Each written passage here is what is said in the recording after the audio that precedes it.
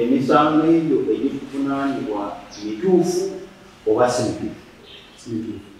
We are new in this matter. We've just been furnished with the amended charge sheet. We would want much more time to peruse the file and acquaint ourselves with the matter further. Gye buvuddeko abakulu mu ggye ly'eggwanga lino erya Uganda People's Defence Force bagomba obwala mu musajja mukulu Ssentongo Adams ngono yasangibwa n'ebyambalo by'eggye, amayinja g'amadaala ag'enjawulo, pisita enjingirire, number plate n'ebirala nga yagibwa mu bitundu by'e Kaabanyolo ekiri mu Town Council y'e Kasangati. Lwaki tewagenda no training? Nagendangayo.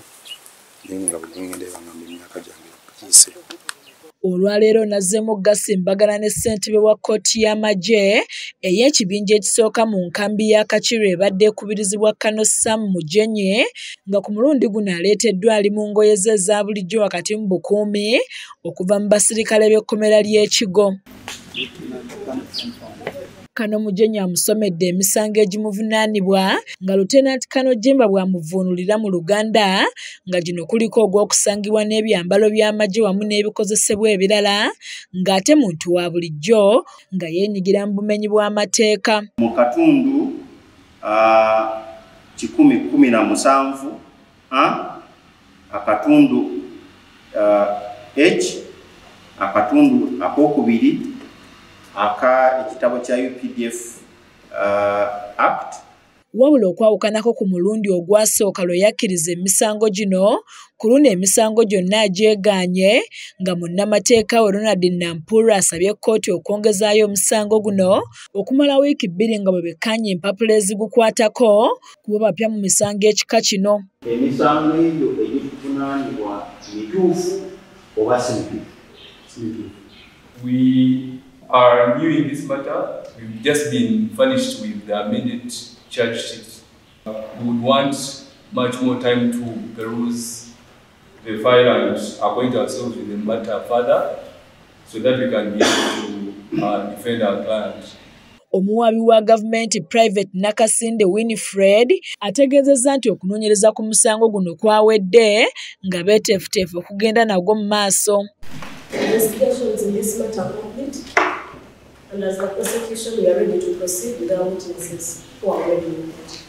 Ye Kano Mujenye akkiriza okusaba kwa munnamateeka wa Ssentongo n'ayongezaayo okuwulira omusango guno nga Ssentongo azziddwayo ku alimanda mu kkomera Ekigo. So this matter is adjourned to a period of 2 weeks from now and further remanded. Ssentongo will continue being remanded at Kitalia Government Prison. Omwogezi w'ekibinja kya Uganda People's Defence Force ekisooka Major Charles Kabona ayogedde ku bibadde mu kkooti kyokka ne yeewuunya Ssentongo yasooka okukkiriza omusango ogumuvunaanibwa ate okugwegaana ng'ategeezezza nti abajulizi mu musango guno weebali okumulumiriza. Ssentongo alina abantu abalala abamulumiriza abyali ng'atiisatiisa, abyabbako ettaka, yabbakoza motoka. Mbadde mbagamba abo abalina emisango erimu wa civil nga si y'amagye bagende mu poliisi, bagende mu courts eza civilians kyezigenda kubayamba. Naye wano Ssentongo tumulina ku musango ey'okubeera n'ebintu eby'amagye ekimenya amateeka g'amagye. Asinzidde wano n'asaba abantu abalina ekintu kyonna ekyekuusa ku Uganda People's Defence Force okubatuukirira babiweeyo mu ddembe kuba ebikwekweto by'okubafunza bigenda mu maaso era nga tewali gwe bagenda kuttira ku liiso. Singa tusanga oli civilian naye toli musirikale ate ng'olina ebintu by'abasirikale kiba nga kimenya amateeka oba ng'okkirizibwa okukusimba oba okukutwala mu kkooti z'amagye. Kizza Peter yakusakidde eggulire lino ku lwa KSTV agaleero.